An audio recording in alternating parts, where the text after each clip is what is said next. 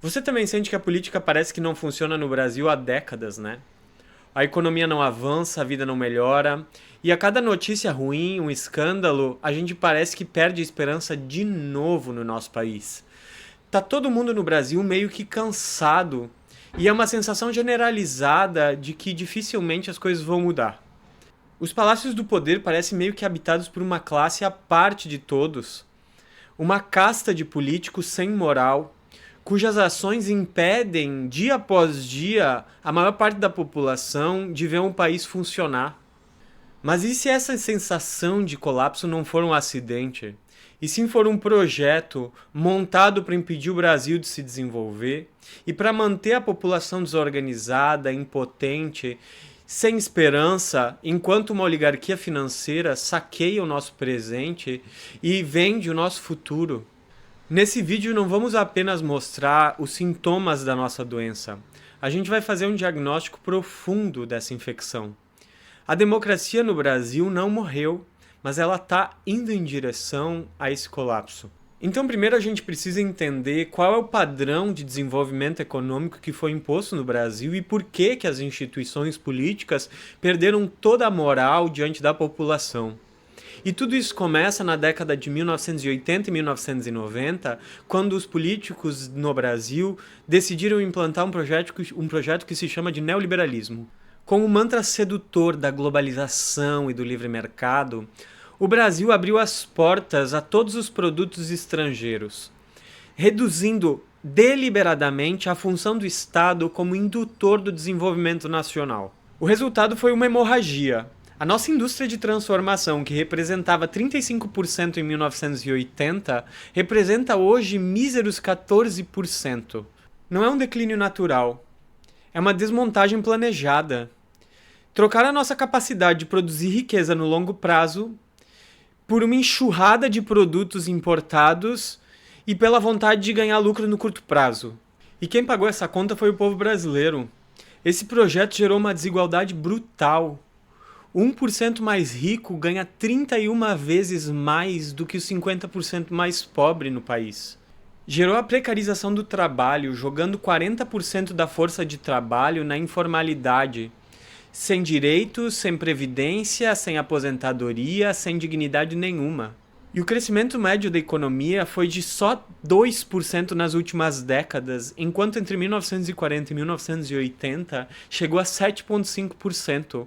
É uma velocidade de tartaruga para um país que precisa correr.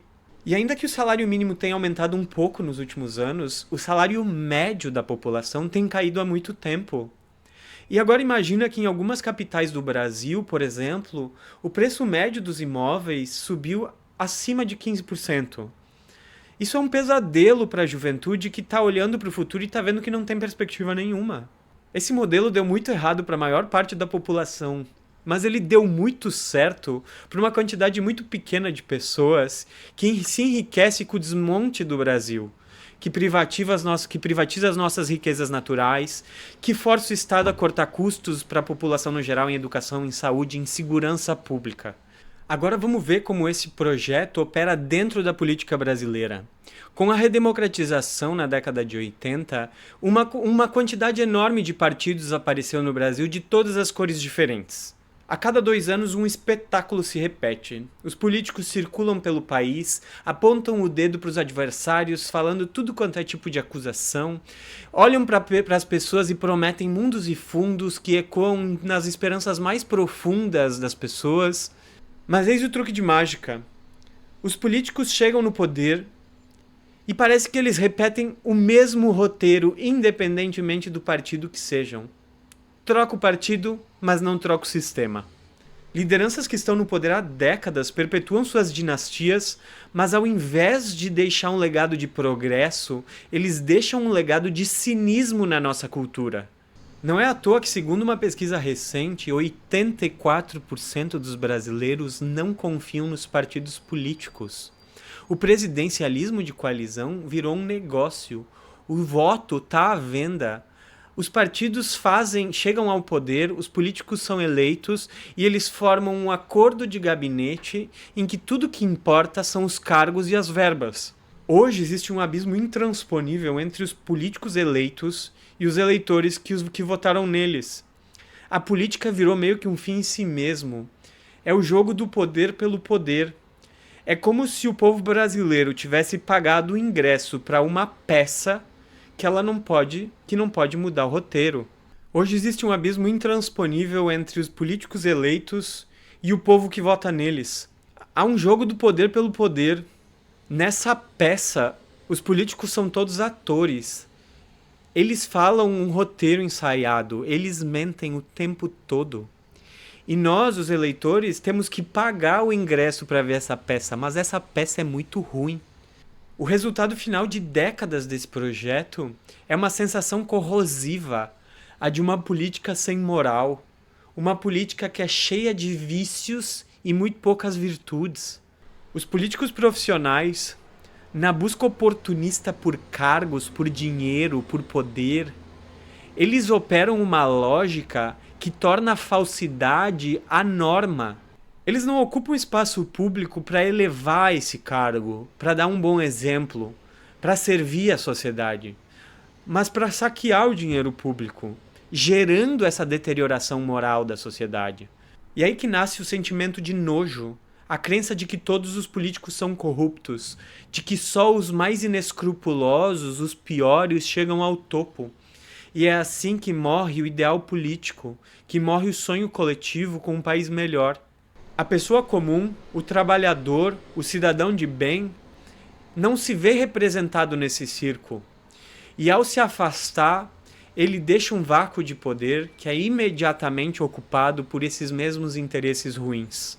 Esse cinismo, essa descrença, porém, é uma armadilha. Um povo que não acredita na sua própria capacidade de mudar o futuro do seu país através da política é um povo que foi domesticado, que foi enganado, que está escravizado pelo sistema. Então é esse o fim da linha? A gente tem que aceitar que a democracia falhou? A resposta é não.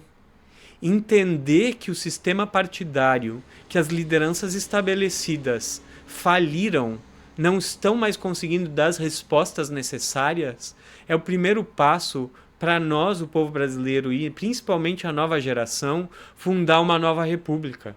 Nos próximos vídeos do canal, a gente vai continuar mergulhando profundamente nessa crise sistêmica. A gente vai entender a falência do modelo norte-americano, os desafios que a ascensão da China causa ao Brasil, o lugar do Brasil nessa nova ordem mundial, o que significa a emergência, a inovação que é a inteligência artificial, como ela gera muitos riscos para os trabalhadores que podem perder muitos postos de emprego, mas ao mesmo tempo gera uma oportunidade para que os novos empregos tenham uma carga de trabalho cada vez menor, que tenhamos mais justiça social também, com maior produtividade. Mas isso só será possível com uma regeneração da nossa sociedade, com uma renovação política radical dos nossos movimentos políticos, particularmente com a presença de uma nova geração de jovens engajados.